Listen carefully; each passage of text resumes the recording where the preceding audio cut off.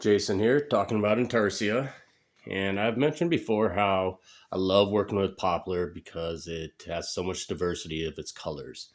You can find it in green, purple, white, black, gray. White, I said white. Anyway, I was going to the big box store and looking at the Poplar, and why do they always put it on the ground? So I sat down and looked through all the Poplar. Fortunately, I was able to get up, but I found awesome boards. I mean, this one here has purple in it, green, white, more green, and different shades of green. Then I found another one that was even greener. But like I said before, I always look at the other side of the board because they may be different.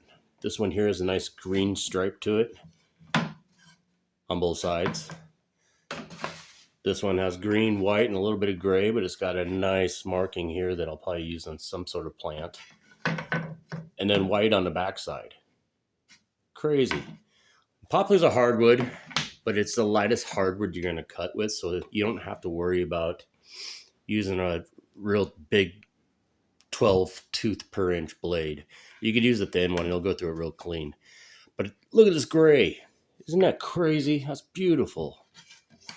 And then almost like a tiger stripe, zebra stripe on the back.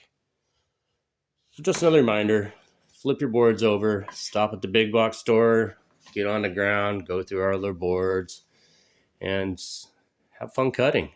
Subscribe if you like this info. I have more to come.